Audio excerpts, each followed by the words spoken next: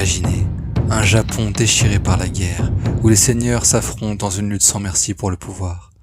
C'est dans ce chaos qu'un homme, issu des rangs les plus modestes, s'élève pour devenir l'un des plus grands unificateurs du pays. Son nom, Toyotomi Hideyoshi. Nous sommes en 1537, dans une famille pauvre de paysans. Son père, Yasuke, est un simple soldat au service d'un seigneur local, mais il meurt alors que Hideyoshi est encore un enfant. Contrairement à la plupart des samouraïs de son époque, Hideyoshi ne naît pas dans une lignée noble. Il n'a ni titre, ni terre, ni prestige. Et pourtant, il va bouleverser l'histoire du Japon. Chapitre 1. L'ascension du paysan devenu guerrier.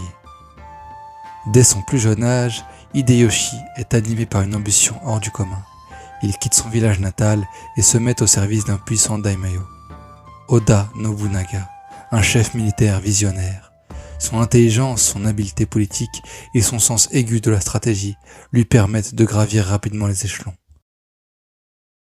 En 1560, lors de la célèbre bataille d'Okehazama, Nobunaga affronte l'armée du puissant Imagawa Yoshimoto.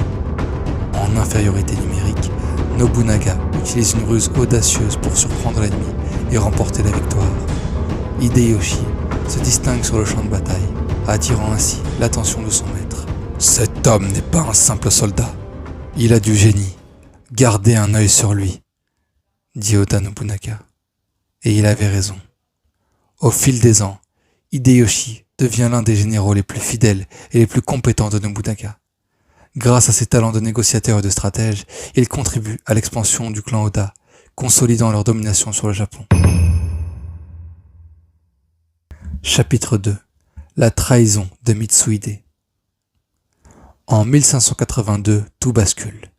Nobunaga est trahi par l'un de ses plus proches généraux, Akechi Mitsuhide.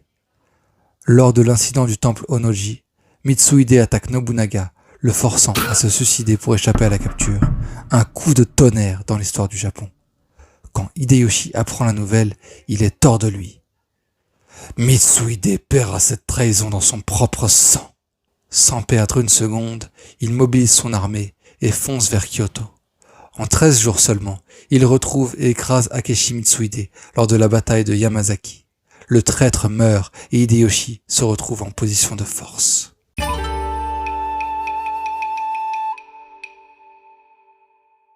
Chapitre 3. L'unification du Japon.